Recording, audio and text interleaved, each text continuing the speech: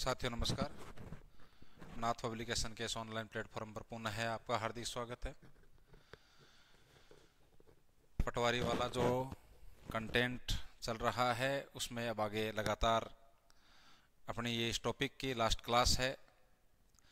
जो अपना टॉपिक है भारत में नदियाँ अपन पढ़ रहे हैं। फिर मैं बार बार आपको कह रहा हूँ कि ये जो किताब है इस किताब को बेस बना के पढ़ाया जा रहा है आपको। यदि आप ये किताब है आपके पास तो आप बिल्कुल इसके साथ तैयारी कर सकते हो। आप तीसरा पार्ट है अपना आज ये भारत में अफवाह तंत्र का। फिर एक बार मैं थोड़ी सी आपको जानकारी देता हूं। देखिए इधर एक बार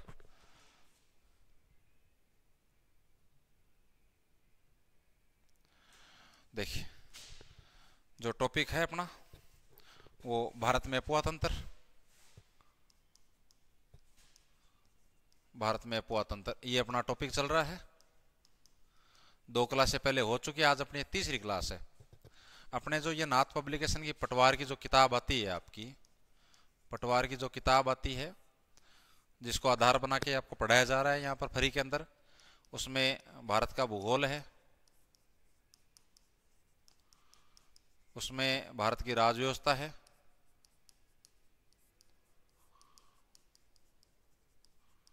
उसमें भारत का इतिहास है,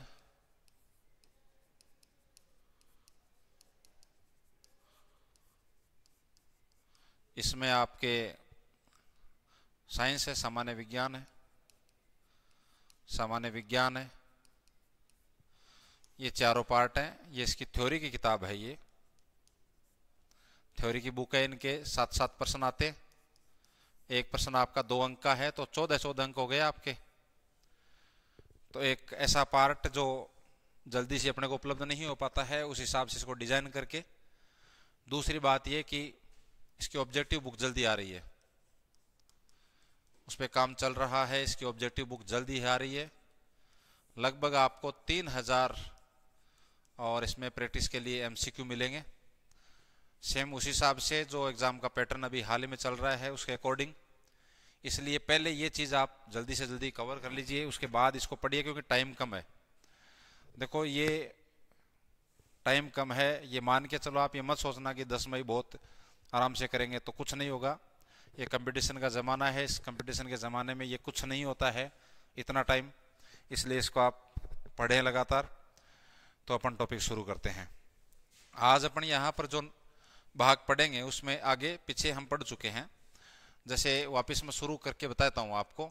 हम बात कर रहे थे हिमालय की नदियों की, हिमालय की नदियाँ। और हिमालय की नदियों के अंदर हमने सिंधु नदी तंत्र को कवर कर लिया। सिंधु नदी तंत्र का मतलब है कि सिंधु नदी और उसकी सहायक नदियाँ हमने पढ़ ली। हमने गंगा नदी तंत्र पढ़ लिया। और आज हम पढ़ेंगे ब्रह्मपुत्र नदी तंत्र, ब्रह्मपुत्र नदी तंत्र, इसको पढ़ेंगे। उसके बाद में हम प्रायद्वीपीय भारत की नदियां हैं वो कवर करेंगे। आज इस क्लास को निपटाएंगे अपने को जो भी टाइम लगेगा। तो बात करते हैं अपन ब्रह्मपुत्र नदी तंत्र की।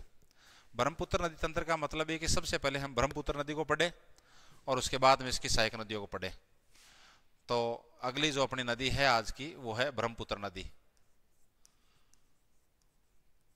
ब्रह्मपुत्र नदी, ब्रह्मपुत्र नदी। थोड़ा सा एक बार आप डायग्राम देखो। आप डायग्राम के माध्यम से हम इसको समझेंगे।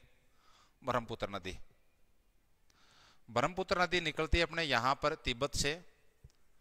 यहाँ से एक नदी निकलती है और जिस स्थान से ये निकलती है नदी, यहाँ पर एक ग्लेशियर है जिसका नाम है चेम्मा यूंग दूंग ग्लेशियर, ग्लेशियर। और ये पड़ता है आपका तिब्बत के अंदर। एक चीज मैं आपको थोड़ा सा और बताता हूं कि यहां पर देखिए एक पर्वत है जिसका नाम है कैलाश पर्वत, और यहीं एक झील है जिसका नाम है मानसरोवर झील, मानसरोवर झील। ये दोनों चीजें हैं यहां पर। इससे इधर यहां पर एक नदी निकलती है, उसका नाम है सिंधु नदी। सिंधु नदी जो आपके कहां से निकलती है, बोखर चो हिमनद से, जो कि हम पढ़ चुके हैं। तिब्बत के अंदर है ये। यहां से एक नदी और निकलती है, उसका नाम है सतलज नदी, और ये आपके निकलती है राकसताल से, ये भी आपका तिब्बत के अंदर है। और यहीं से एक ग्लेशियर और है जिसका नाम है मापचा चुंग ग्लेशियर, मापचा चुंग ग्लेशियर। और यहां से एक नदी निकलती है, उसका नाम है घाघरा नदी, घाघरा नदी। तो यहाँ कैलाश पर्वत या मानसरोवर झील के पास से ये प्रमुख नदियां निकलती हैं। इसमें ये तीन बहुत इंपॉर्टेंट है आपकी, सिंधु नदी, सतलज नदी, और ये प्रश्न पूछा हुआ भी है निम्नलिखित में से कौन सी नदी है जो कैलाश पर्वत या मानसरोवर झील के आसपास से नहीं निकलती है। तो फिर बाद में एक ऑप्शन अलग से डाल देंगे वो, और तीन यहाँ से डाल देंगे। तो इसको थोड़ा, ये एक समझ वाला प्रश्न है, इसलिए मैंने इसको बताया है आपको। तो एक चीज तो आपको थोड़ी सी ये याद रखनी है। अब बात करते हैं अपन सिंधु नदी की बात कर रहे हैं, सॉरी अपन ब्रह्मपुत्र नदी की बात कर रहे हैं। ब्रह्मपुत्र नदी है ये, यहां से जैसे मैं यहां बना लेता हूं चेमायुंगदेंग ग्लेशियर, यहां से एक नदी निकलती है, और यहां जो ये ग्लेशियर उसका नाम है चेमायुंगदुंग, चेमायुंगदुंग ग्लेशियर। है कहां पे ये, तो ये आपका तिब्बत में है। यहां से एक नदी निकलती है, उस नदी का नाम क्या है, सांगपो। ब्रह्मपुत्र नहीं है, सांगपो नदी। इसका मतलब यह है कि तिब्बत में इस नदी को किस नाम से जाना जाता है, सांगपो। सांगपो का अर्थ होता है शुद्ध करने वाली।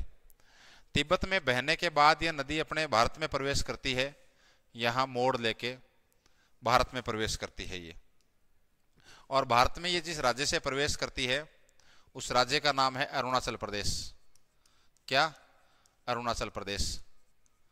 और यहीं पर आपके पर्वत पड़ते हैं अपन एक, यहीं पर आपके एक पर्वत पड़ते हैं, और उस पर्वत का नाम है नामचा बरुआ पर्वत। क्या नाम है, नामचा बरुआ पर्वत, नामचा बरुआ पर्वत। ये मैंने आपको पीछे बता दिया है कि ये नामचा बरुआ पर्वत है कहां पर, तो ये आपका अरुणाचल प्रदेश के अंदर है ये।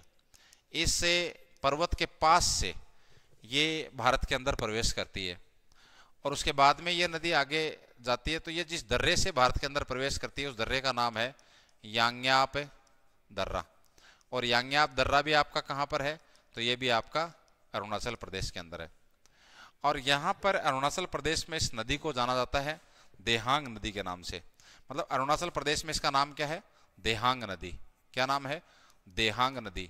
अब थोड़ा सा याद ये रखना है कि भाई पहले तिब्बत में इसका नाम क्या है, तो तिब्बत में इसका नाम सांगपो है। प्रश्न पूछा हुआ है ये, सांगपो है ये। भारत में ये अरुणाचल प्रदेश में यांग्याप दर्रे से नामचा बरुआ पर्वत के पास से प्रवेश करती है, और अरुणाचल प्रदेश में इसका नाम क्या है, देहांग नदी।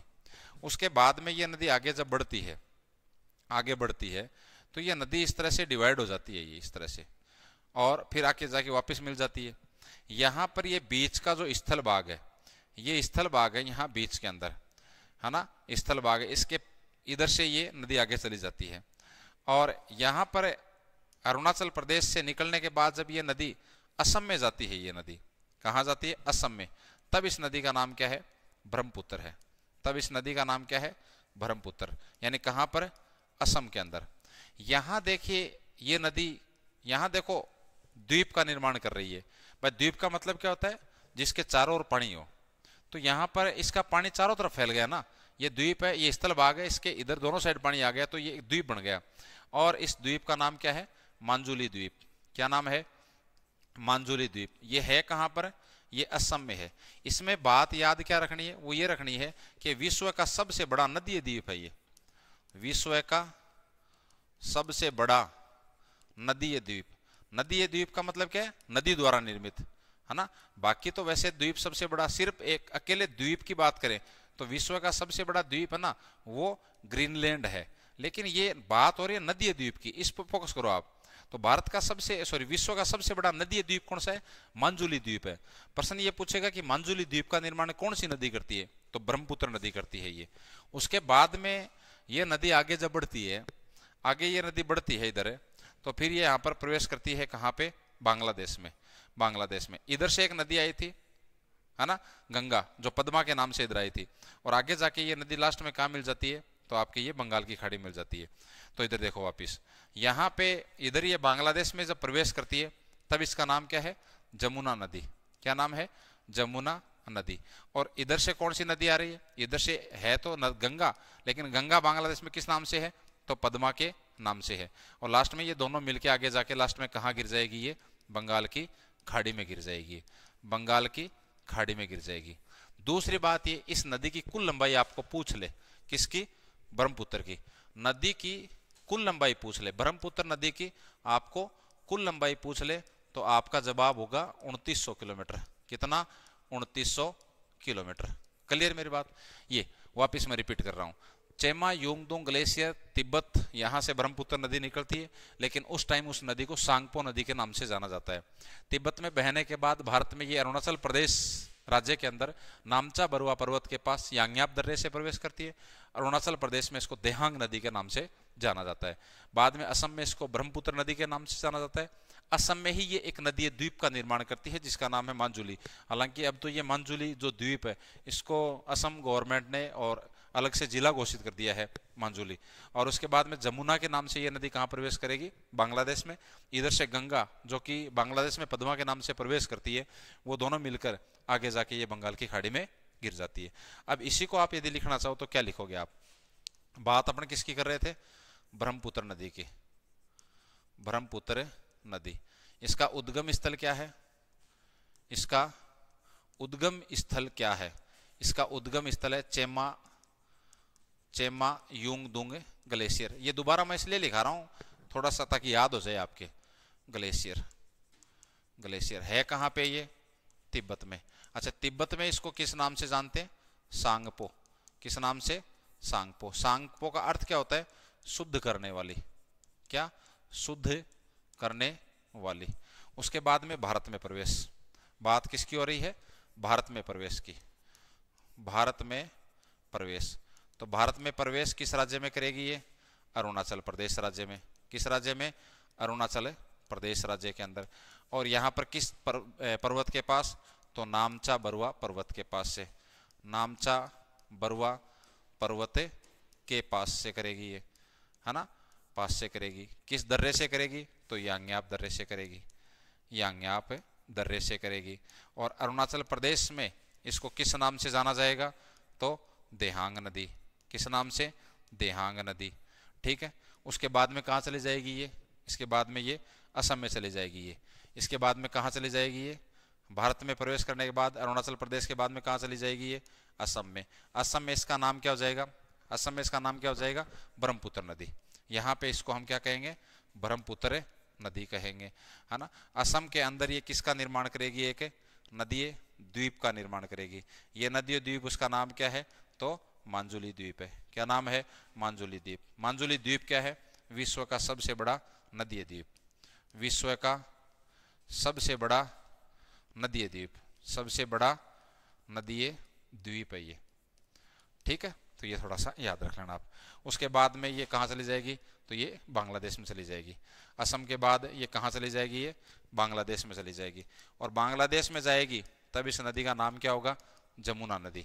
क्या होगा, जमुना नदी, जमुना नदी। और इसमें फिर कौन सी मिल जाएगी, इसमें मिल जाएगी पद्मा नदी। पद्मा नदी कौन सी है, पद्मा नदी सा गंगा नदी है जिसको बांग्लादेश में पद्मा नदी के नाम से जानते हैं। और लास्ट में ये कहाँ गिर जाएगी, लास्ट में ये बंगाल की खाड़ी में गिर जाएगी, बंगाल की खाड़ी में गिर जाएगी। नदी की कुल लंबाई पूछ ले आपको, नदी की कुल लंबाई पूछ ले, नदी की कुल लंबाई पूछ ले, तो कुल लंबाई कितनी है भाई, 2900 किलोमीटर। कितनी, 2900 किलोमीटर। ये वैसे तो एक ही पेज में हो गया ये सारा का सारा, ये है ना। इसका स्क्रीनशॉट ले आप, साथ साथ में लिखने, किताब है तो लिखने की आवश्यकता नहीं है, मैं ये कह रहा हूँ आपको बार बार। आपको टाइम खराब नहीं करना है, और कहीं टाइम दो आप, ठीक है ना, ताकि अपने याद रहे। अब देखो, अब बात करते हैं इसकी सहायक नदियों की। ब्रह्मपुत्र की सहायक नदियां, ब्रह्मपुत्र नदी की सहायक नदियां। प्रश्न यहां से बनता है आजकल, सहायक नदियां, है ना। सबसे ज्यादा प्रश्न यहीं से बनता है आपके सहायक नदियों में। फिर आप इसको दो भागों में डिवाइड करो।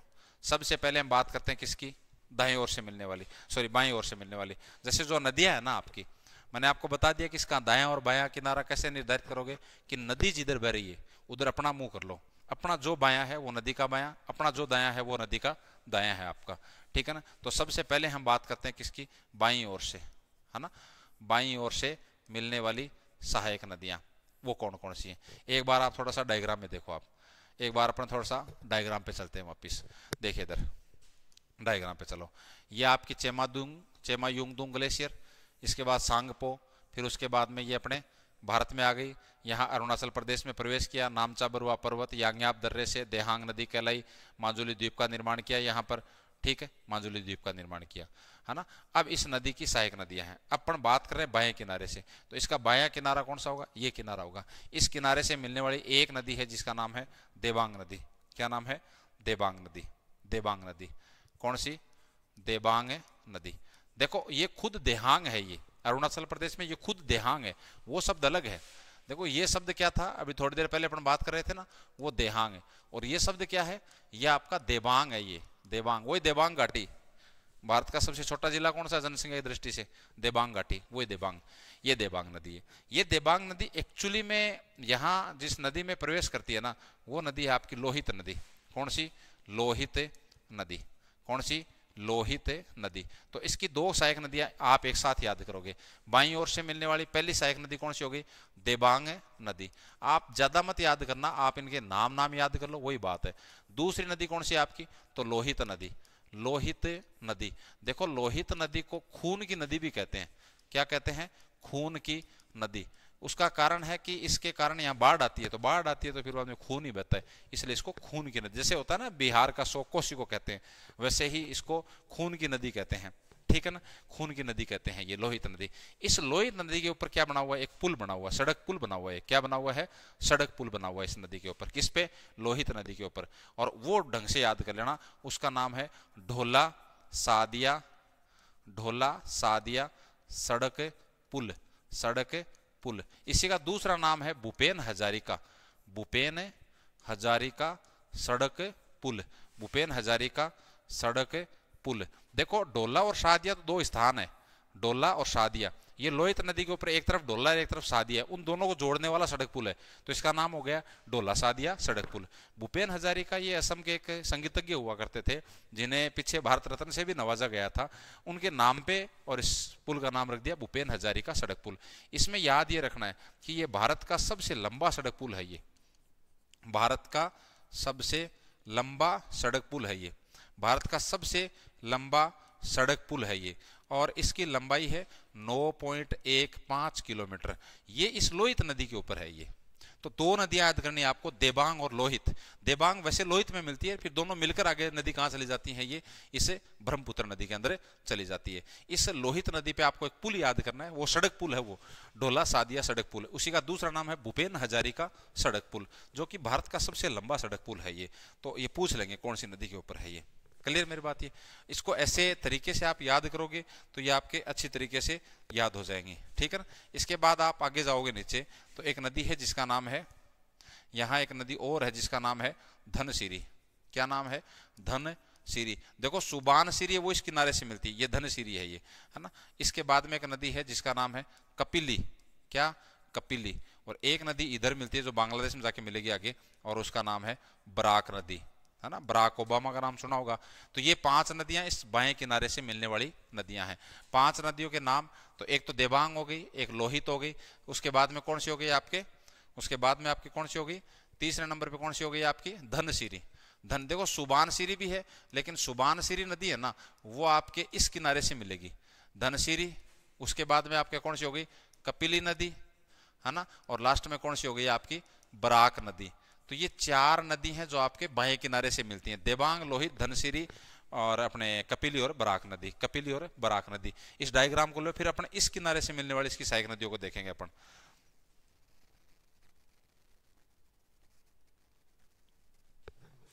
चले आगे देखो, फिर बाद में दूसरा जो इसकी सहायक नदियों में अपन बात कर रहे हैं वो किसकी, तो दाएं किनारे से मिलने वाली, यानी दाईं ओर से जो मिलने वाली इसकी सहायक नदियां, उनकी बात करते हैं। तो एक बार अपन वापस इसे डायग्राम को बनाते हैं कि ये आपकी नदी हो गई, ऊपर बनाते हैं अपन थोड़ा सा। ये आपकी नदी हो गई, चेमायुंगदुंग ग्लेशियर हो गया, सांगपो, सांगपो भारत में अरुणाचल प्रदेश में है ना, देहांग, उसके बाद में अपने ब्रह्मपुत्र, फिर बाद में ये यहाँ नदी द्वीप का निर्माण किया, उसके बाद में ये पद्मा के नाम चली गई, ठीक है ना, और लास्ट में ये आपके इधर से सॉरी जमुना नाम चली गई, इधर से पद्मा आ गई और लास्ट में ये बांग्लादेश में गिर गई। क्लियर, ठीक है सा हो गई। अब अपन बात किस कर रहे हैं, दाईं ओर से। दाईं ओर से मतलब ये कि ये नदी इधर आ रही है, इसका दायां किनारा ये हो जाएगा। तो इसके दाएं किनारे में एक नदी तो है जिसका नाम है सुबानसिरी। क्या नाम है, सुबानसिरी। देखो थोड़ी देर पहले थी वो धनसिरी थी, ये क्या है, सुबानसिरी। तो एक इसकी सहायक नदी हो गई कौन सी, सुबानसिरी। कौन सी, सुबानसिरी। वो थोड़ी देर पहले अपन पढ़ रहे थे वो धनसिरी थी, वो क्या थी, धनसिरी थी। उसके बाद में दूसरी इसकी सहायक नदी है जिसका नाम है रंगा नदी। कौन सी, रंगा। देखो रंगीत अलग है, रंगीत वो तीस्ता की सहायक नदी है, ये रंगा है, ये है ना, रंगा बिल्ला, वही रंगा नदी है ये। कौन सी है ये आपकी रंगा नदी है। ये रंगीत है वो आगे हम पढ़ेंगे, तीस्ता नदी की सहायक नदी है ये रंगा है आपकी। उसके बाद में एक नदी है जिसका नाम है संकोस नदी। क्या नाम है, संकोस, संकोस नदी। क्या, संकोस नदी। ये आपकी तीसरी नदी कौन सी हो गई, आपकी संकोस नदी हो गई ये आपकी। कौन सी हो गई आपकी, ये संकोस नदी। सुबानसिरी, सुबानसिरी, रंगा, सुबानसिरी, रंगा, और उसके बाद में आपके संकोस हो गई। कौन सी हो गई, संकोस। उसके बाद में एक बहुत महत्वपूर्ण नदी है इधर, पहले एक नदी है जिसका नाम है कामेंग। क्या, कामेंग। उसके बाद में एक नदी है जिसका नाम है मानस। क्या है, मानस। और एक इधर से नदी जाती है जिसका नाम है तीस्ता। क्या नाम है, तीस्ता नदी। और तीस्ता नदी की एक सहायक नदी है उसका नाम है रंगीत। क्या नाम है, रंगीत। समझ गए। इधर मैं लिख देता हूं, देखो इधर एक बार वापस देखो आप, इधर देखो आप, इसकी सहायक नदियों में भाई सुबानसिरी हो गई, रंगा हो गई, संकोस हो गई, संकोस हो गई। संकोस के नीचे कौन सी है, कामेंग। कौन सी, कामेंग नदी, कामेंग नदी। उसके बाद में कौन सी एक आपकी मानस नदी, और एक उसके बाद में कौन सी है, तीस्ता नदी। तीस्ता नदी बहुत इंपॉर्टेंट है, जम्मू ग्लेशियर से निकलती है तीस्ता नदी है, और भारत और बांग्लादेश के बीच में इस नदी से संबंधित विवाद भी है। और तीस्ता नदी की जो सहायक नदी है उसका नाम है रंगीत नदी। हालांकि रंगीत नदी यदि ब्रह्मपुत्र में आ रही है तो उसमें भी कर देना, क्योंकि वो लास्ट में तो उसके माध्यम से मिलती वहीं पर ही है ना, इसलिए। तो सुबानसिरी, इधर से मिलने वाली नदियों के नाम उधर मैं यहाँ लिख रहा हूँ दोबारा आपको, है ना। तो कौन से हो गए, एक तो हो गया आपका देबांग नदी हो गया, आपका देबांग नदी हो गया। उसके बाद में आपकी कौन सी हो गई, लोहित नदी हो गई आपकी। कौन सी, लोहित हो गई। इसके बाद में धनसिरी, वो क्या है, सुबानसिरी है ना, तो दोनों याद कर लेना, सिरी सिरी वाली। उसके बाद में आपकी कौन सी हो गई, कपिली हो गई। और उसके बाद में कौन सी हो गई आपकी, बराक हो गई, बराक नदी हो गई। इतना मैटर यदि आप याद कर लोगे तो आपका काम निकल जाएगा। सुबानसिरी, रंगा, संकोस, कामेंग, मानस और तीस्ता नदी। इसका और एक बार आप स्क्रीनशॉट लेना भाई, उसके बाद अपना आगे चलते हैं, ठीक है। अब देखो ये आपकी हिमालय की जो नदियां हैं वो सारी कंप्लीट हो गई। अब जो नदियां हैं वो अपने प्रायद्वीपीय भारत की नदियां हैं। 2 नंबर पे अब अपन बात किसकी करेंगे, प्रायद्वीपीय भारत की नदियां, प्रायद्वीपीय भारत की नदियां। तो पहले अपन थोड़ा सा इन नदियों की विशेषता देख लेते हैं। उसका कारण है कई बार कथन के अंदर प्रश्न आते हैं, बिल्कुल बाकायदा। देखो प्रायद्वीपीय भारत जब आप बढ़ाते हो ना, तो प्रायद्वीप भारत को हमने पहले भौतिक प्रदेश में पढ़ा है। कहाँ पढ़ा है हमने, भौतिक प्रदेश में पढ़ा है। यहाँ एक घाट पढ़ते हैं अपन जिसका नाम है पश्चिमी घाट, पश्चिमी घाट। यहाँ जो ये पश्चिमी घाट है ना आपका, ये जो आपका पश्चिमी घाट है, ये पश्चिमी घाट आपके यहाँ जो आपका प्रायद्वीपीय भारत है। प्रायद्वीपीय भारत कौन सा हो गया भाई, प्रायद्वीप का मतलब क्या हो गया, प्रायद्वीप मतलब क्या हो गया, प्रायद्वीप मतलब वह है भारत जिसके 3 साइड पानी है, वो प्रायद्वीप भारत हो गया। चाहे आप इसको प्रायद्वीप बोल दो, चाहे आप इसको दक्षिणी भारत बोल दो। तो प्रायद्वीपीय भारत में ये जो आपकी पश्चिमी घाट है ये जल विभाजक का कार्य करती है। किसका, जल विभाजक का कार्य करती है ये। और जल विभाजक का ये कार्य कैसे करेगी, क्योंकि यहाँ से निकलने वाली जो नदियां हैं कुछ, है ना, प्रमुख नदियां हम पढ़ेंगे आगे, है ना। हालांकि कुछ नदियां इधर से भी निकलती हैं, है ना, लेकिन मुख्य बड़ी नदियां हैं वो यहाँ से निकलती हैं। इसलिए इसको हम क्या कहते हैं, पश्चिमी घाट को दक्षिणी भारत में या प्रायद्वीपीय भारत में जल विभाजक कहते हैं। दूसरी बात और क्या याद रखनी है इसके अंदर, एक चीज आपको याद ये रखनी है प्रायद्वीपीय भारत की नदियों के अंदर, कि ये जो प्रायद्वीपीय भारत की नदियां हैं, मैं लिख ही देता हूँ एक लैंग्वेज के अंदर ताकि आपके समझ में आ जाए कि प्रायद्वीपीय भारत की नदियां, प्रायद्वीपीय भारत की नदियां हिमालय की नदियों की तुलना में पुरानी है। हिमालय की नदियों की तुलना में पुरानी है। पुरानी का मतलब पुराना वैसे नहीं है, पुरानी का मतलब ये पहले की है। भाई आप पढ़ते हो कि हिमालय से पहले क्या बना था, दक्षिणी प्रायद्वीपीय पठारी प्रदेश बना था ना, इसलिए यहाँ बहने वाली नदियां भी पहले बहेंगी। इसलिए ये जो नदियां हैं इनका रास्ता क्या है, वो फिक्स है। वो इनका रास्ता क्या है, इनका रास्ता क्या है, इनका रास्ता फिक्स है, वो फिक्स है, वो पहले से, है ना, रास्ता फिक्स है इनका, है ना। और इसलिए वो क्या करती है, वो धीमी गति से आराम से बहती हैं ये, है ना। ये वैसे खूंखाती नहीं है जैसे उधर हिमालय की नदियां बह के आती हैं वैसे, क्योंकि इनका रास्ता पहले से बना हुआ है, कई सालों से वो बह रही हैं, ठीक है, तो आराम से शांति से वो बहती हैं। दूसरी बात क्या होता है कि प्रायद्वीपीय भारत की जो नदियां हैं वो अधिकतर नदियां हैं वो बरसाती हैं। प्रायद्वीपीय भारत की अधिकतर नदियां कैसी हैं, अधिकतर नदियां आपकी बरसाती हैं, बरसाती हैं, है ना, बरसाती हैं, ये बारिश की नदियां हैं। क्योंकि यहाँ पे ज्यादा बारिश है, इसका कारण है कि पश्चिमी घाट के इस साइड में, हमने पीछे पढ़ा है ये पश्चिमी घाट, अच्छा जलवायु पढ़ेंगे सॉरी आगे, पश्चिमी घाट के इस साइड में तो खूब बारिश होती है इधर, लेकिन इस साइड में बारिश नहीं हो पाती है, इस कारण यहाँ पे इतना पानी नहीं है। हालांकि कावेरी नदी है ना नीचे नीचे, ये कावेरी नदी आप पढ़ोगे, सिर्फ बाकी अधिकतर नदियां क्या है, बरसाती हैं। कावेरी नदी 12 मासी है, हालांकि ये भी इनमें पानी तो पड़ा रहता है, लेकिन ज्यादा कावेरी नदी है। इसके अंदर क्या होता है, इसके अंदर अपन आगे कावेरी नदी पढ़ेंगे, ठीक है ना, वो आते हुए मानसून से लौटते हुए मानसून दोनों से बारिश प्राप्त करती है, इसलिए कावेरी नदी में इन और बाकी नदियों की तुलना में पानी ठीक रहता है, ठीक है ना। तो ये भी थोड़ा सा आपको याद रखना है ना। क्लियर मेरी बात ये, तो ये मोटी मोटी आपकी बात हो गई मेरे हिसाब से। अब अपन एक एक नदियों की बात कर लेते हैं, इनकी जो प्रायद्वीपीय भारत की नदियां उनकी एक एक नदियों की बात कर लेते हैं। सबसे पहले जो नदी है वो आपकी है सुवर्ण रेखा नदी, है ना, सुवर्ण रेखा नदी। देखो डिटेल से कुछ चीजें पढ़ लेंगे और कुछ अपन क्या है मोटा मोटा नाम के माध्यम से पढ़ लेंगे। देखो इधर अपन इसको बनाते हुए चलेंगे, यहाँ डायग्राम के माध्यम से एक एक नदी पढ़ेंगे अपन। यहाँ ऊपर सबसे पहले एक नदी है जिसका नाम है सुवर्ण रेखा नदी। इस नदी का नाम क्या है, सुवर्ण रेखा नदी। इसके जस्ट नीचे एक नदी है उसका नाम है ब्राह्मणी नदी। क्या नाम है, ब्राह्मणी नदी। ये दोनों नदियां रांची के पठार से निकलती हैं। देखो इसका उद्गम स्थल है, इसका जो आपका उद्गम स्थल है ना, इसका उद्गम स्थल वो है रांची का पठार। और रांची का पठार है कहाँ पे, रांची किसकी राजधानी है, तो झारखंड की है ना। वहीं से ये नदी निकलती है, कौन सी, आपकी ब्राह्मणी नदी, सॉरी स्वर्ण रेखा नदी। और इस नदी के जो किनारे शहर है, नदी के किनारे शहर है उसका नाम है जमशेदपुर। किनारे शहर, नदी के किनारे शहर कौन सा है, तो वो आपका जमशेदपुर है। और जमशेदपुर कहाँ पड़ता है, ये आपका झारखंड में पड़ता है। आप टिस्को पढ़ते हो, Tata iron and steel company Jamshedpur के अंदर, ठीक है ना।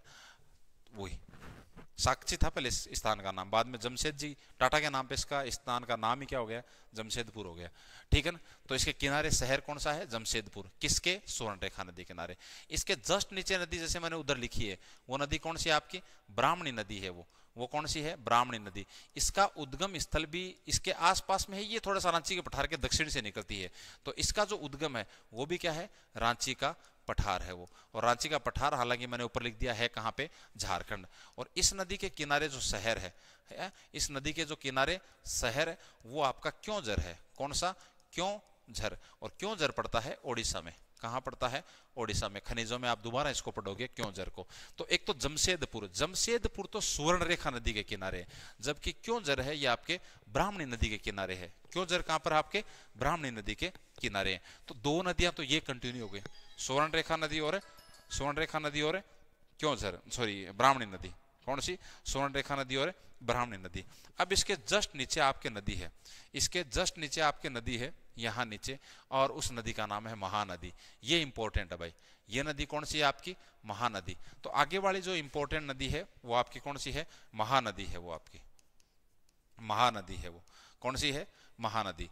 और महानदी का जो उद्गम स्थल है वो आपका है मैकाल पर्वत। क्या है, मैकाल पर्वत, है ना, छत्तीसगढ़ के अंदर मैकाल पर्वत। यहां से ये नदी निकलती है और लास्ट में ये नदी कहां चली जाती है, आपकी बंगाल की खाड़ी में चली जाती है महानदी।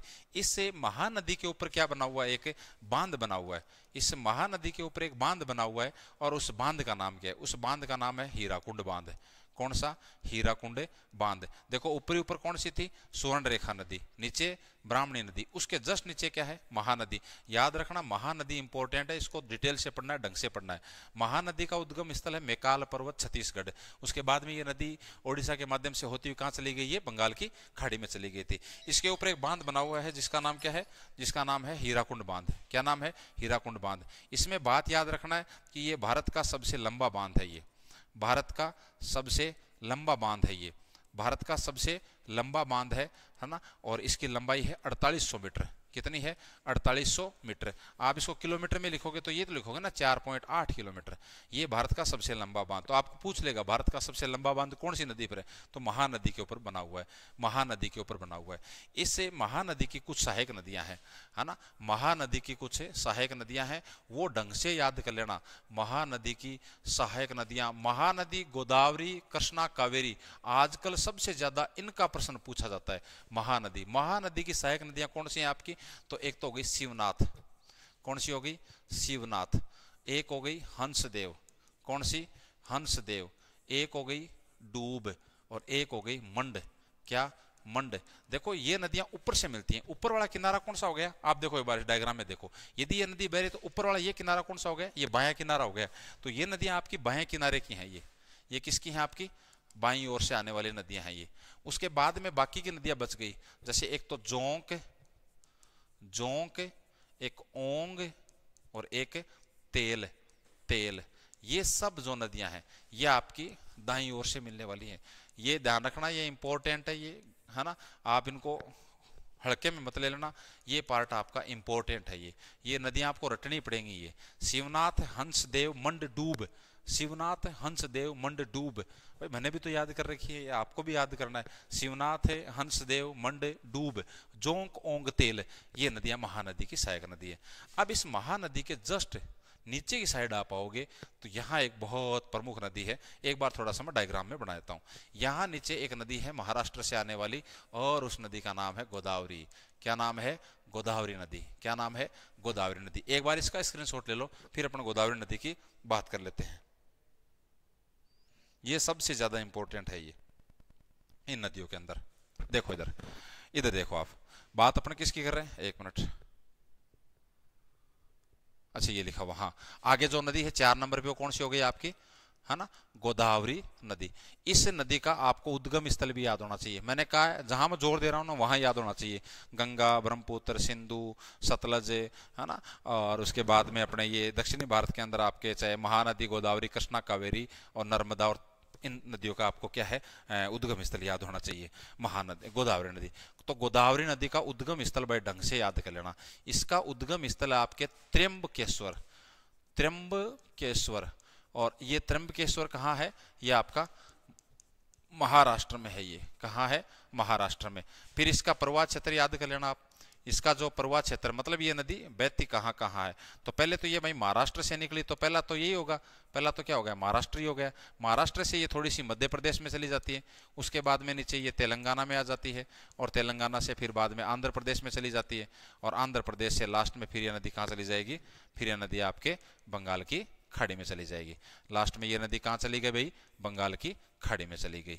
ठीक है ना। तो ये आपकी गोदावरी नदी का प्रवाह क्षेत्र हो गया। इसमें एक बड़ी इंपॉर्टेंट एक चीज याद रखनी है, वो याद ये रखनी है कि ये नदी है ना, ये आपकी प्रायद्वीपीय भारत। भाई प्रायद्वीपीय भारत अब तो समझ में आ गया होगा। प्रायद्वीपीय भारत हम किसको कर रहे हैं? दक्षिणी भारत को कर रहे हैं। तो आप ऐसे भी लिख सकते हो कि दक्षिणी भारत, बात एक ही है दोनों, दक्षिणी भारत। इसकी सबसे लंबी नदी है ये। क्या है? सबसे लंबी नदी, है ना। तो दक्षिणी भारत की सबसे लंबी नदी कौन सी है? तो वो आपकी गोदावरी नदी है। सबसे लंबी है तो फिर लंबाई याद करोगे, और इसकी लंबाई है 1465 किलोमीटर। कितनी? 1465 किलोमीटर। फिर इसके उपनाम याद कर लेना, उपनाम याद कर लेना। इसे कहते हैं वृद्ध गंगा, वृद्ध गंगा, और इसे कहते हैं दक्षिणी गंगा। क्या कहते हैं? दक्षिणी गंगा। ये दोनों प्रश्न इंपॉर्टेंट है। वृद्ध गंगा का मतलब ये है कि भाई बुढ़ी गंगा। भाई इसका मतलब ये है कि गंगा से पहले, मैंने बताया ना कि प्रायद्वीपीय भारत की जो भी नदियां हैं वो इस हिमालय की नदियों से पहले की है निर्माण क्रम के आधार पर। इसलिए जो गंगा का महत्व उत्तर भारत में है या पूरे भारत में है, वैसा ही दक्षिणी भारत में जो महत्व है वो इस गोदावरी नदी का है, इसलिए इसको वृद्ध गंगा। और उससे पहले की है इसलिए वृद्ध गंगा हो गया। और उसके बाद दक्षिणी गंगा, तो दक्षिण में है ये, ठीक है ना, दक्षिणी गंगा हो गया। तो गोदावरी का उद्गम स्थल है त्रिंबकेश्वर। क्या? त्रिंबकेश्वर, महाराष्ट्र। महाराष्ट्र, मध्य प्रदेश, तेलंगाना, आंध्र प्रदेश में बहती हुई बंगाल की खाड़ी में गिर जाती है। प्रायद्वीपीय भारत या दक्षिणी भारत की सबसे लंबी नदी है। लंबाई कितनी है? 1465 किलोमीटर है। इसका उपनाम क्या है? वृद्ध गंगा या दक्षिणी गंगा। क्लियर मेरी बात यहां तक? अब देखो, ये बात क्लियर है ना? ढंग से याद कर लेना। ये इसका स्क्रीनशॉट ले आप, स्क्रीनशॉट ले आप।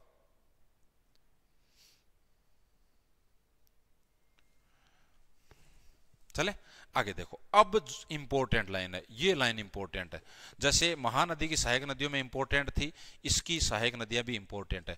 तो गोदावरी की सहायक नदियां ढंग से रट लेना, जितनी बार रटा जाए रट लेना। गोदावरी नदी की सहायक नदियां, गोदावरी नदी की सहायक नदियां। और गोदावरी की सहायक नदियां जितनी हो सके उतनी याद कर लेना। वर्धा, वर्धा, प्रवरा, वर्धा, प्रवरा, प्राणहिता, प्राणहिता, वेनगंगा, पेनगंगा, वेनगंगा, पेनगंगा। हालांकि वेनगंगा और पेनगंगा ये दोनों प्राणहिता का मतलब, पेनगंगा और वेनगंगा आगे मिलके प्राणहिता बन जाती है, लेकिन तीनों याद कर लेना, पूछा हुआ प्रश्न अलग अलग से। ये वेनगंगा और ये पेनगंगा। वर्धा, प्रवरा, प्राणहिता, वेनगंगा, पेनगंगा, इंद्रावती, इंद्रावती। उसके बाद में है अपने इंद्रावती, वर्धा, प्रवरा, प्राणहिता, पेनगंगा, वेनगंगा, इंद्रावती, सबरी,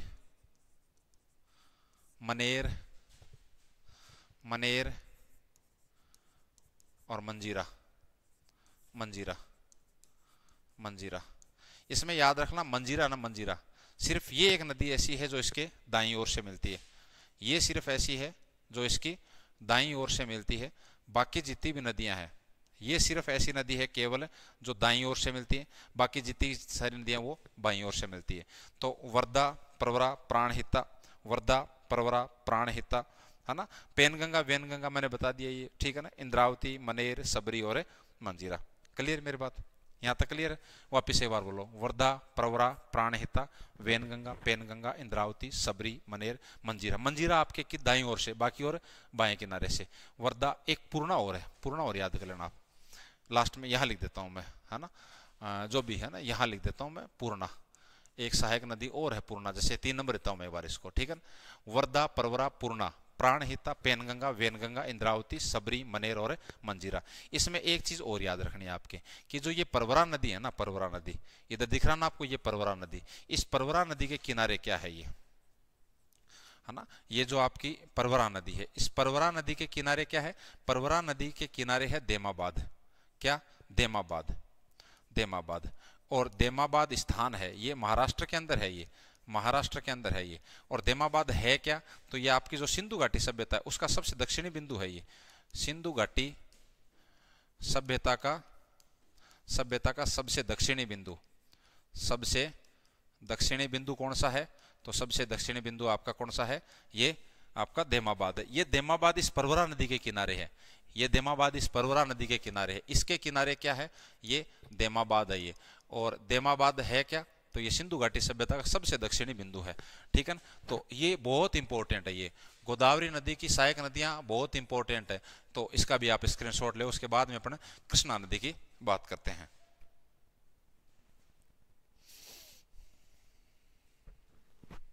चले आगे, उसके बाद में आगे देखो। फिर एक बार थोड़ा सा डायग्राम में चलते हैं अपन, डायग्राम में चलते हैं। डायग्राम में देखो, गोदावरी के नीचे आप आओगे तो यहाँ एक नदी है जिसका नाम है कृष्णा नदी। क्या? कृष्णा। तो ये भी आपकी क्या है? इंपॉर्टेंट है, कृष्णा नदी। तो अगली जो नदी है वो कौन सी हो गई आपकी? कृष्णा नदी, है ना। 5 नंबर हो गए ना आपकी। कृष्णा नदी, कृष्णा नदी, कृष्णा नदी। देखो कृष्णा नदी, इसका भी आप क्या करोगे? उद्गम स्थल याद करोगे। इसका भी उद्गम, उसका त्र्यंबकेश्वर था, इसका महाबलेश्वर है। क्या है? महाबलेश्वर है। और महाबलेश्वर कहाँ है? ये महाराष्ट्र के अंदर है आपका। ये आपका कहाँ पर है?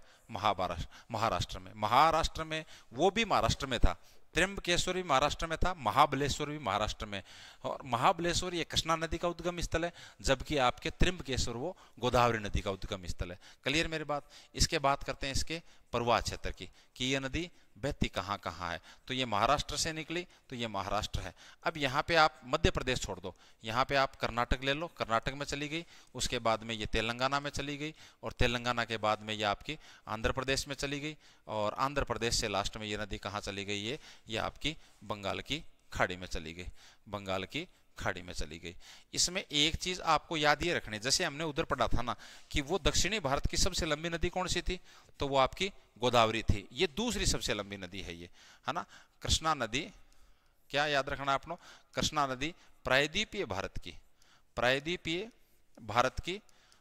भारत की दूसरी सबसे लंबी नदी। वो सबसे लंबी नदी थी, ये दूसरी है, ये दूसरी सबसे लंबी नदी। और दूसरी सबसे लंबी नदी है तो उसकी 1465 किलोमीटर थी, इसकी पूरी 1400 किलोमीटर लंबाई है। उसकी 1465 थी और इसकी 1400 किलोमीटर है। फिर उसके बाद में वही इसकी सहायक नदियां, है ना, इसकी सहायक नदियां। ये सहायक नदियां बहुत इंपॉर्टेंट है, ये भी बहुत इंपॉर्टेंट है ना, जितना हो सका उतना इंपॉर्टेंट लगा लो।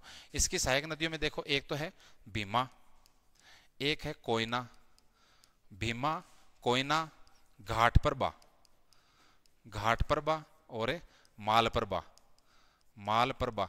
देखो वहां तो पेनगंगा और वेनगंगा थी एक जैसा नाम, यहाँ है घाटप्रभा और मालप्रभा। भीमा, कोयना, घाटप्रभा, मालप्रभा, और एक आपका क्या है, मूसी। मूसी, मूसी में याद रख लेना इसके किनारे एक शहर है जिसका नाम है हैदराबाद। क्या है, हैदराबाद, है ना, हैदराबाद है, ये आपके मूसी नदी के किनारे है। तो भीमा, कोयना, घाटप्रभा, मालप्रभा, मूसी, है ना, और उसके बाद में दूध गंगा, और इसके बाद में कौन सी है, दूध गंगा, दूध गंगा। क्लियर मेरी बात। तो भीमा, कोयना, अच्छा एक तुंगभद्रा और है, सॉरी तुंगभद्रा, एक कौन सी है आपकी, तुंगभद्रा, तुंगभद्रा, ये नदियां इसकी, भीमा, कोयना, घाटप्रभा, मालप्रभा, मूसी, दूध गंगा, तुंगभद्रा। ये याद करोगे ना आप, जैसे हंसदेव, शिवनाथ, मंड, डूब और जोंक ओंग तेल, जोंक ओंग तेल, ये तो महानदी की हो गई। गोदावरी की फिर बाद में वर्धा, परवरा, पूर्णा, है ना, प्राणहिता, उसमें पेनगंगा और वेनगंगा, इंद्रावती, मनेर, सबरी और मंजीरा। और यहाँ पे भीमा, कोयना, घाटप्रभा, मालप्रभा, मूसी, और उसके बाद में दूध गंगा और तुंगभद्रा।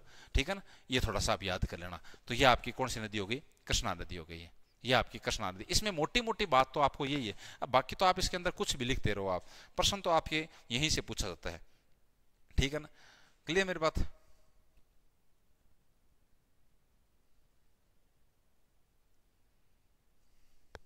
चले आगे।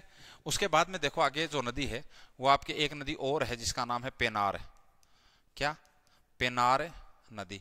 और एक नदी है देखो पलार, क्या, पलार नदी। ये दोनों नदी एक पहाड़ी है जिसका नाम है नंदी दुर्ग की पहाड़ी, नंदी दुर्ग की पहाड़ी। यहां से ये नदी निकलती हैं दोनों, और उसके बाद में ये बंगाल की खाड़ी में गिर जाती हैं। ये दोनों नदियां बंगाल की खाड़ी में गिर जाती हैं। और ये नंदी दुर्ग की पहाड़ी है, ये आपकी कर्नाटक के अंदर है। ये मतलब कर्नाटक से बही, उसके बाद में ये तमिलनाडु में चली गई, और तमिलनाडु के बाद में ये नदी कहाँ चली गई, ये आपके लास्ट में बंगाल की खाड़ी में चली गई। अब देखो इसके बाद में जो नदी है इधर से मिलने वाली लास्ट नदी, वो आपकी कौन सी है, तो वो आपकी कावेरी नदी है। ये कितने नंबर हो गए, 7 हो गए ना, 8। ये आपकी कौन सी नदी है, कावेरी नदी। कावेरी नदी का भी उद्गम स्थल आपको याद करना है। इसका देखो उद्गम स्थल क्या है, इसका उद्गम स्थल क्या है, इसका उद्गम स्थल है ब्रह्मगिरी की पहाड़ी। क्या है, ब्रह्मगिरी की पहाड़ी। देखो ये शब्द यदि मैं लिख रहा हूँ समझ में नहीं आ रहा तो बोल रहा हूँ मैं, ब्रह्मगिरी। ये थोड़ा फिर बाद में वो डिजाइन बनाने लग जाए तो टाइम लगता है अपने को।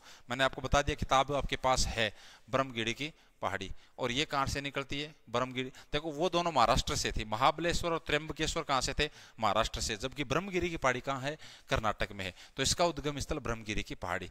फिर वो इसका क्या प्रवाह है, क्षेत्र, इसका प्रवाह है क्षेत्र। ये नदी कर्नाटक से निकली, कर्नाटक से जाने के बाद थोड़ी सी ये केरल में भी जाती है, और फिर ये नदी कहाँ जाती है, तमिलनाडु में आ जाती है। ये तमिलनाडु के अंदर आ जाती है ये। ठीक है ना, तो कर्नाटक, केरल, तमिलनाडु। फिर वही क्या है, एक तो इसके उपनाम है, इसके उपनाम है, इसे कहते हैं दक्षिण की गंगा। वो क्या थी, दक्षिणी गंगा। ये दक्षिण की गंगा मतलब देखो की पे जोर लगा रहा ना, तो ठेठ नीचे की ओर दक्षिण की गंगा, है ना। और एक इसके प्रवाह क्षेत्र को कहते हैं चावल का कटोरा। क्या कहते हैं, चावल का कटोरा। एक मैंने ये कहा था कि इसमें क्या है, पानी की मात्रा ज्यादा है अन्य की तुलना में, अन्य की तुलना में ज्यादा है। उसका कारण क्या है कि ये दोनों मानसून से बारिश प्राप्त करती है। यानी जो आ रहा है, जिसको आप क्या कहते हो, दक्षिणी पश्चिमी मानसून, हम बहुत डिटेल से उसको अच्छी तरीके से पढ़ेंगे। दक्षिणी पश्चिमी मानसून है क्या? दक्षिणी पश्चिमी मानसून है जो भारत में अपने मानसून की बारिश होती है, वो उस मानसून का नाम है दक्षिणी पश्चिमी मानसून। और लौटता हुआ मानसून है जिसको आप उत्तरी पूर्वी मानसून कहते हो, लौटता हुआ मानसून, लौटता हुआ मानसून, है ना, जिसको आप क्या कहते हो, उत्तरी पूर्वी मानसून। ये भी हम पढ़ेंगे आगे, एक बार तो इतना ही थोड़ा सा ध्यान रख लेना। ये दोनों मानसून है। जहां दक्षिणी पश्चिमी मानसून है तो यहाँ इसको कर्नाटक में बारिश प्राप्त हो जाती है, और लौटते हुए मानसून में आपको पता है कि बारिश कहाँ होती है, तमिलनाडु में। तो यहाँ पे जैसे ये कर्नाटक है, ये तमिलनाडु में, तो इधर से आया तब तो ये बारिश यहाँ हो गई और जाते टाइम यहाँ से मिल गई, तो इसलिए इसमें पानी की मात्रा बाकी की तुलना में ठीक है। तो ये थोड़ा सा याद रखना है। उसके बाद में बात करते हैं अपन इसकी सहायक नदियों की, सहायक नदियों की हम करते हैं इसकी सहायक नदियों की। तो इसकी सहायक नदियां भी थोड़ी सी याद कर लेना। इसकी सहायक नदियां इतनी ज़्यादा इंपॉर्टेंट नहीं है जितनी आपकी गोदावरी, महानदी और कृष्णा की है ना। इसकी सहायक नदियां कौन सी हैं? तो इसकी सहायक नदियां कौन सी हैं? एक तो लोकापावनी, लोकापावनी है ना, हेमावती है, हेमावती है, अर्कवती है, अमरावती है। देखो ये वती वती वाली है ना, अमरावती है ना, अमरावती है, लोकापावनी, हेमावती, अर्कवती, अमरावती, ये इसकी प्रमुख इसकी सहायक नदियां हैं। क्लियर मेरी बात? ठीक है ना। तो ये आपकी मुख्य रूप से ये नदी होगी कौन सी, ये आपकी कौन सी नदी होगी? आपकी कावेरी नदी। इससे नदी के ऊपर एक जलप्रपात है, वो भी थोड़ा सा मैं लिखा देता हूँ इसके अंदर थोड़ा छोटा करके। इस नदी के ऊपर क्या है? एक जलप्रपात है। हालांकि हम परियोजना बाद में पढ़ेंगे, इसलिए परियोजना का जिक्र एक बार नहीं करेंगे, फिर बार बार पढ़ना पड़ेगा। इसके ऊपर एक जलप्रपात है जिसका नाम है शिव समुद्रम जलप्रपात, शिव समुद्रम जलप्रपात। ये आपका जलप्रपात कहां पर है? ये आपका तमिलनाडु में है भाई, ये तमिलनाडु में। तो एक नदी ये हो गई आपकी कौन सी? कावेरी नदी, कावेरी नदी। उसके बाद में एक नदी और है लास्ट में, और वो है वेगई नदी। कौन सी? वेगई नदी, है ना, वेगई नदी, वेगई नदी। वेगई नदी निकलती है वरसनाथ की पहाड़ियों से, वरसनाथ की पहाड़ियों से, वरसनाथ की पहाड़ी से निकलती है। ये पड़ती कहां पर है? ये आपकी तमिलनाडु में पड़ती है, ये तमिलनाडु में पड़ती है ये। और इस नदी के किनारे जो शहर है वो है मीनाक्षी मंदिर, मतलब मदुरई। नदी के किनारे शहर, और नदी के किनारे शहर कौन सा है आपका? मदुरई। कौन सा है? मदुरई। थोड़ा धीरे लिख लेता हूं मैं ताकि समझ में आ जाएगा। मदुरई तमिलनाडु के अंदर पड़ता है, तमिलनाडु के अंदर पड़ता है। और ये किस लिए फेमस है? मीनाक्षी मंदिर के लिए। जो मीनाक्षी मंदिर आप सुनते हो वो आपका मदुरई शहर के अंदर है। और मदुरई शहर किस नदी के किनारे है? तो आपके ये वेगई नदी के किनारे। अब एक बार मैं वापस डायग्राम बना लेता हूँ, इन सभी नदियों का डायग्राम एक बार वापस बनाता हूँ मैं। जैसे यह आपकी क्या हो गई? यह आपका दक्षिणी भारत हो गया ये, ठीक है ना। इसमें जो नदियां हैं वो देखो इधर। सबसे पहले ऊपर नदी कौन सी थी? सबसे पहले आपकी नदी हो गई आपकी ये कौन सी? सुवर्णरेखा नदी, सुवर्णरेखा। इसके नीचे कौन सी हो गई आपकी? ये आपकी हो गई ब्राह्मणी नदी। कौन सी? ब्राह्मणी नदी। फिर इंपॉर्टेंट नदी है जिसका नाम क्या है? महानदी। महानदी की आपको और क्रम से ढंग से याद कर लेना इसकी सहायक नदियां, और इसके ऊपर हीराकुंड बांध बना हुआ है। फिर इसकी बड़ी इंपॉर्टेंट नदी है गोदावरी। दक्षिणी भारत की सबसे लंबी नदी कौन सी है? तो गोदावरी त्रिंबकेश्वर से निकलती है। इसके नीचे महाराष्ट्र से निकलने वाली नदी कौन सी है आपकी? कृष्णा है। कौन सी है? कृष्णा। फिर दो छोटी छोटी नदियां हैं, जैसे एक है अपने ये पेनार, पेनार, और एक आपकी कौन सी? पलार, पलार। फिर बाद में इधर से निकल के एक नदी आती है जिसका नाम है कावेरी, कावेरी। और लास्ट में एक नदी इधर है आपकी कौन सी? वेगई। कौन सी? वेगई। ये क्रम है इनका। और ये आपका इधर क्या है? बंगाल की खाड़ी है। ये क्या है आपका? बंगाल की खाड़ी है, ठीक है ना। यहाँ ये नदियां गिरती हैं, तो ये सब बंगाल की खाड़ी की नदियां हो गई है, ठीक है ना। तो इसका स्क्रीनशॉट ले एक बार। फिर अपन क्या करते हैं, अब बाकी थोड़ी सी नदियां बची हैं वो कंप्लीट कर देते हैं फिर। अब देखो उसके बाद में देखो, हाँ इधर देखिए, अभी क्या कर रहे हैं अपन? हम बात कर रहे हैं किसकी? हमने जो दूसरा डिवाइडेशन किया वो हमने किया था प्रायद्वीपीय भारत की नदियां। क्या? प्रायद्वीपीय, प्रायद्वीपीय भारत की नदियां।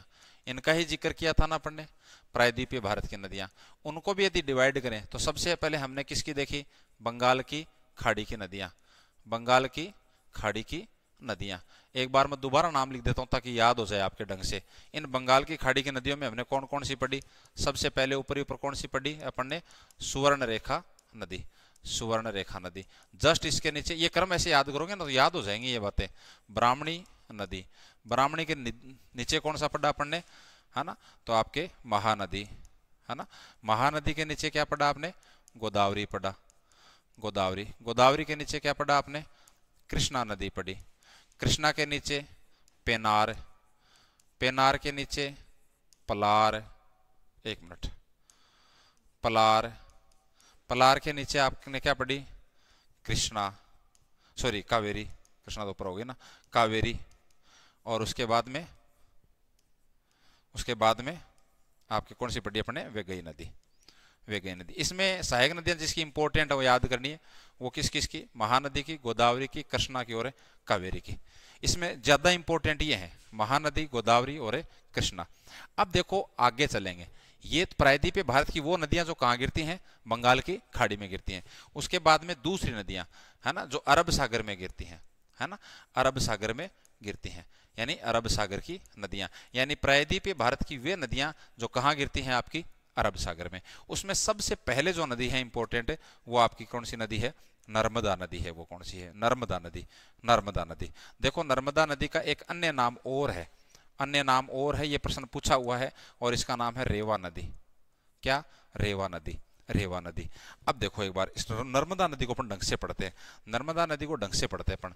ये आपका क्या है, दक्षिणी या प्रायद्वीपीय भारत है। यहाँ पे देखिए, यहाँ से ये नदी निकलती है और इस नदी का नाम है नर्मदा नदी।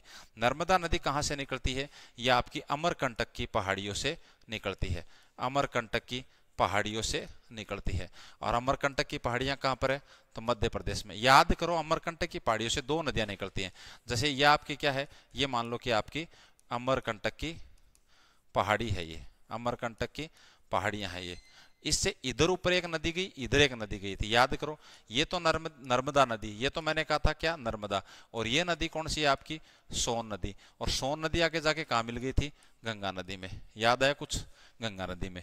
तो मैंने उस टाइम बताया था कि अमरकंटक की पहाड़ियों से दो महत्वपूर्ण नदियां निकलती हैं, एक सोन नदी और एक नर्मदा नदी। तो नर्मदा नदी को रेवा नदी के नाम से जाना जाता है, और यह नदी कहाँ से निकलती है, आपकी अमरकंटक की पहाड़ियों से निकलती है।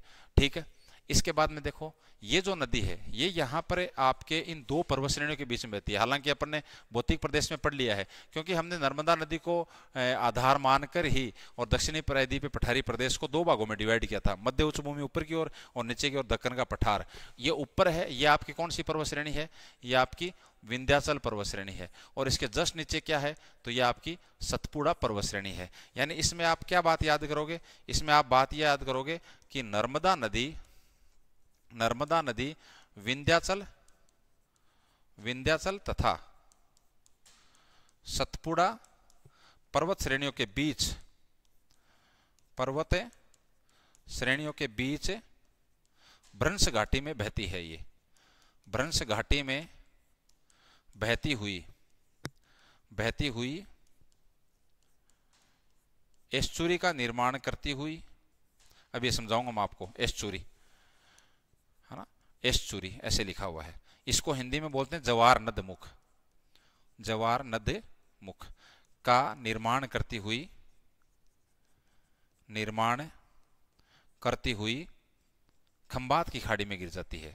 और खंबात की खाड़ी किसका हिस्सा है, तो वो आपका अरब सागर का हिस्सा है। किसका है, अरब सागर का हिस्सा है, वो अरब सागर का हिस्सा है, उसमें गिर जाती है, ये इसमें गिर जाती है। सुनो ध्यान से मेरी बात, एक लाइन में और लिखता हूं फिर बताऊंगा आपको मैं। इधर ये जवाहर नदमुख, एक लाइन इसमें याद ये करनी है नर्मदा नदी में कि यानी दक्षिणी प्रायद्वीपीय पठारी। अब देखो एक बार थोड़ी देर पहले अपने जो प्रश्न आया था ना, वो क्या था, वो ये था दक्षिणी प्रायद्वीपीय पठारी प्रदेश की सबसे लंबी नदी कौन सी है। तब अपना जवाब क्या था, तब अपना जवाब गोदावरी नदी था। लेकिन वो तो नदी कहाँ गिर रही थी, वो तो बंगाल की खाड़ी में गिर रही थी। तो यानी दक्षिणी प्रायद्वीपीय पठारी प्रदेश की वो नदी जो अरब सागर में गिरे, उनमें सबसे लंबी नदी कौन सी है, तो ये नर्मदा नदी है। यानी दक्षिणी प्रायद्वीपीय पठारी प्रदेश की प्रदेश की अरब सागर में गिरने वाली सबसे लंबी नदी, अरब सागर में गिरने वाली सबसे लंबी नदी, सबसे गिरने वाली सबसे लंबी नदी, सबसे लंबी नदी, है ना। और इसकी लंबाई है 13-12 किलोमीटर। कितनी? 13-12 किलोमीटर। तो यानी ये थोड़ा सा याद रखना आप कि सिर्फ प्रायद्वीपीय भारत की सबसे लंबी नदी पूछ ले, है ना। दक्षिणी प्रायद्वीपीय अपने पठारी प्रदेश बोल दो, या दक्षिणी प्रायद्वीपीय प्रदेश बोल दो, या दक्षिणी प्रायद्वीपीय भारत बोल दो, या प्रायद्वीपीय भारत बोल दो, जो इच्छा आपकी बोल दो। तो दक्षिणी प्रायद्वीपीय भारत की नदी, ठीक है ना।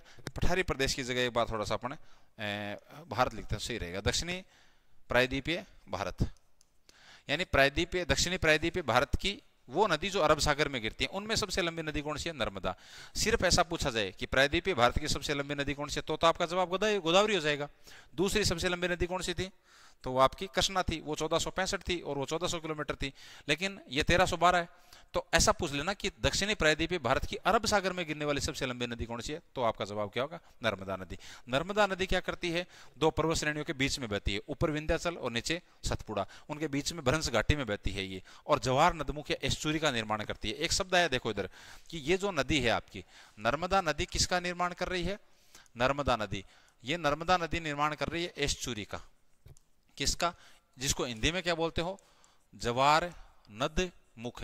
देखो इसका मतलब क्या है? इसका मतलब ये है, जैसे हमने पढ़ा था ना कि इधर वाली जो भी नदियां हैं वो डेल्टा का निर्माण करती हैं। वो डेल्टा का निर्माण इसलिए करती हैं कि उनके अंदर क्या होता है, वो नदियां जब बहती हैं तो उनके साथ अवसाद होता है, मिट्टी होता है, तो वो जाके फिर बाद में जैसे ही वो गिरती हैं नदियां समुद्र के अंदर, तो वहाँ मिट्टी का जमाव कर देती हैं, फिर नदियां उसके पास में से बहने लग जाती हैं। जैसे मैंने डेल्टा में बताया था आपको, जब सुंदरवन डेल्टा या गंगा ब्रह्मपुत्र का डेल्टा पढ़ा था, वहाँ हमने पढ़ा था कि विश्व का सबसे बड़ा डेल्टा कौन सा है, तो वहाँ मैंने डेल्टा के बारे में बताया था। तो वहाँ वो मिट्टियाँ क्या करती हैं, सॉरी वो नदियाँ क्या करती हैं, अपने साथ मिट्टी लेके आती हैं, उस मिट्टी का जमाव वहाँ करती हैं। लेकिन ये तो घाटी में बहती है, तो इसके पास अवसाद है ही नहीं, मिट्टी है ही नहीं, तो ये सीधी क्या है, नदी जाके कहाँ गिर जाएगी? समुद्र में गिर जाएगी। तो वो नदी बार बार वहाँ गिरेगी, उस स्थान को वो घिस देगी, इसलिए वहाँ कोई मिट्टी का जमाव नहीं होगा, जबकि वो एकदम घिसा हुआ भाग आगे बढ़ जाएगा। उसको बोलते हैं जवार नदमुख, इंग्लिश में हो गया एस्चुरी। भाई जवार नदमुख है ना, ठीक है, जवार नदी के किनारे तक आ जाएगा, ठीक है ना, जवार बाटा, इसलिए ये जवार नदमुख है ये। तो आपको स्पेशल पूछ ले आपको कि भारत की वो प्रमुख नदियां जो जवार नदमुख का निर्माण करती हैं।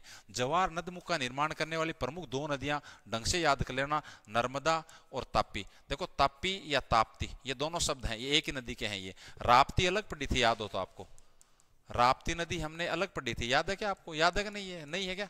घाघरा नदी की सहायक नदी, ये तो आरएस में भी आया था पीछे भी, घाघरा नदी की सहायक नदी, है ना। ये आप मत सोचना कि आरएस में आया तब पढ़ाने लग गया मैं, ये तो अपनी किताब तो पटवार वाली पहले ही आ गई थी, आरएस से पहले आ गई थी, उस किताब में बाकायदा लिखा हुआ है, देख लेना आपसे, ठीक है ना। तो राप्ती नदी, घाघरा नदी, ये ताप्ती है ये। तो ताप्ती और नर्मदा ये दो नदियां ना, ये जवार नदमुख या एस्चुरी निर्माण के लिए फेमस है ये, इसलिए इस चीज को थोड़ा सा आपको याद रखना है, ठीक है।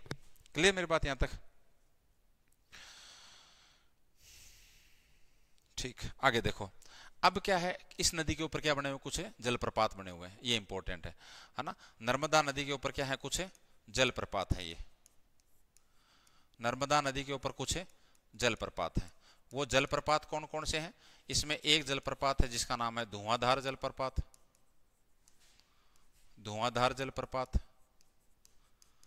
एक है आपका सहस्त्रधारा जलप्रपात, एक है आपका कपिल धारा जलप्रपात, एक है आपका दर्दी जलप्रपात। ये जलप्रपात है कुछ, ये इस नदी के ऊपर हैं, और ये सारे के सारे जलप्रपात मध्य प्रदेश के अंदर है। ये कहाँ है? मध्य प्रदेश। तो धुआंधार, कपिल धारा, सहस्त्रधारा, दर्दी, ये सब जलप्रपात नर्मदा नदी के ऊपर हैं, जो कि मध्य प्रदेश के अंदर है, ठीक है ना। तो ये नर्मदा नदी हो गई आपकी। उसके बाद में नीचे एक नदी है जिसका नाम है ताप्ती नदी, मतलब अरब सागर में गिरने वाली प्रायद्वीपीय भारत की नदी अगली कौन सी है? ताप्ती नदी, ताप्ती नदी, ताप्ती नदी। कौन सी? ताप्ती नदी। देखो इधर, इधर देखो, सुनो आप थोड़ा सा, आप एक बार फिर अपन थोड़ा सा समझेंगे इसको।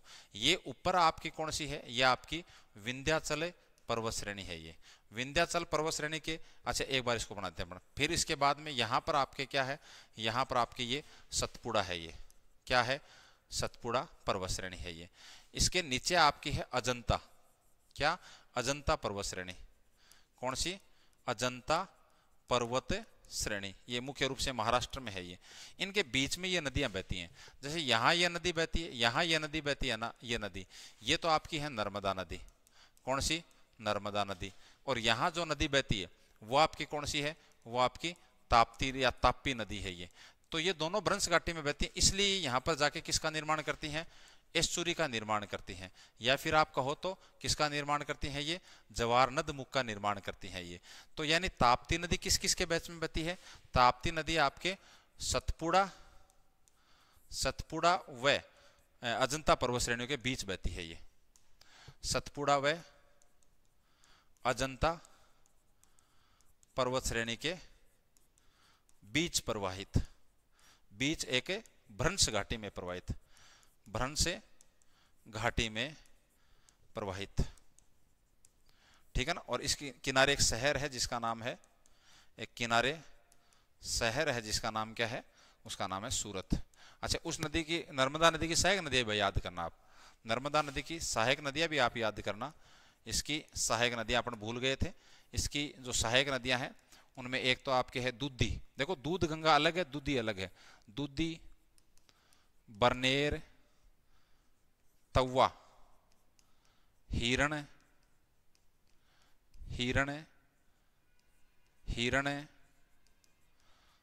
बरना, ये कुछ सहायक नदियां हैं। इसमें इंपॉर्टेंट है ये दूधी, बरनेर, तवा, हिरण, ये सहायक नदियां प्रमुख हैं। ये दूधी, बरनेर, तवा, हिरण, दूधी, बरनेर, तवा, हिरण, दूधी, बरनेर, तवा, हिरण, ठीक है ना। दूधी, बरनेर, तवा, हिरण।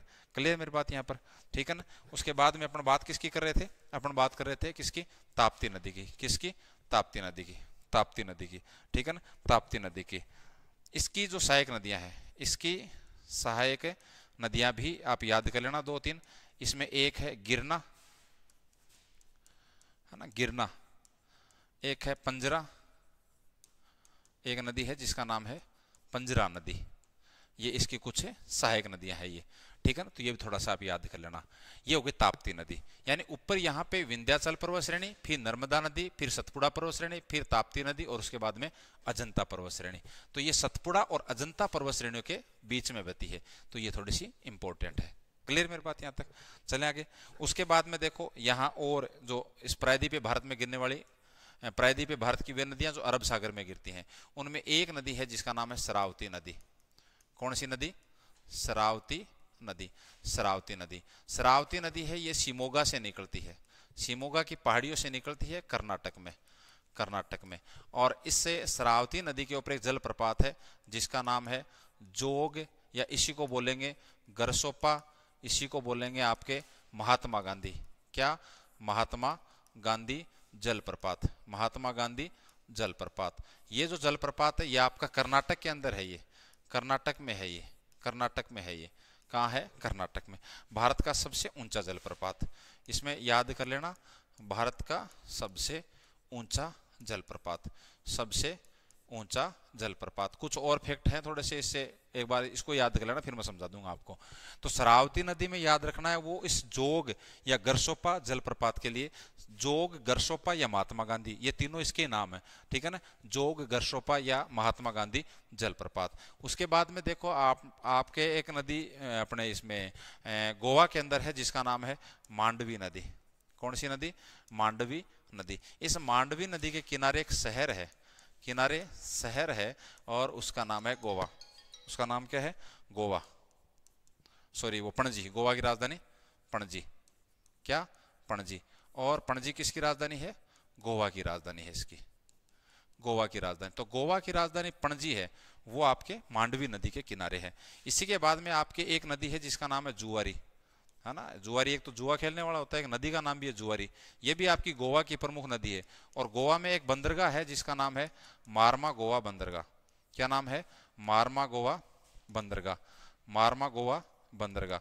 ये जो मारमा गोवा बंदरगाह है ये इससे जुआरी नदी के किनारे पे है। ये इस नदी के किनारे पे है। ये मारमा गोवा बंदरगाह जुआरी नदी के किनारे है। ये हाथ दुखने लग जाते हैं रे, इसलिए पीपीटी बनाना आसान है, लेकिन पीपीटी से मेरे पढ़ाया नहीं जाता है। ये जुआरी नदी के मुहाने पर है। ये हाँ, मुहाने पर है ये। उसके बाद में एक प्रमुख नदी है जिसका नाम है पेरियार नदी। कौन सी? पेरियार, पेरियार नदी। पेरियार नदी है ये आपकी केरल की प्रमुख नदी है, ये केरल की प्रमुख नदी है पेरियार, है ना ये। अब उसके बाद में देखो दो नदियां है ना, वो आपके मुख्य रूप से एक माही नदी, ये भी यहीं गिरती है। इसके बाद में आपकी लूणी नदी, इसके बाद में साबरमती नदी, साबरमती नदी। ये नदियां मैं यहाँ नहीं पढ़ाऊंगा क्योंकि वो फिर राजस्थान का भूगोल आप पढ़ रहे हो ना, तो उधर आपके ये डबल हो जाती हैं, ठीक है ना, तो इसलिए बार बार इनको नहीं पढ़ना है। तो ये राजस्थान की प्रमुख नदियां, वहाँ तो डिटेल से पढ़ते हो, माही नदी, लूणी नदी, इनको एक एक क्लास के अंदर पढ़ते हो। लूणी नदी में 1 घंटा लग जाता है पढ़ाने के लिए, है ना। माही नदी में एक तो नहीं लगता, लेकिन आधा घंटा इसमें लग जाता है, ठीक है ना। तो ये इसकी प्रमुख है नदियाँ हो गई। तो ये भारत की प्रमुख नदियाँ हैं, हमने इनको कवर कर लिया है, ठीक है ना।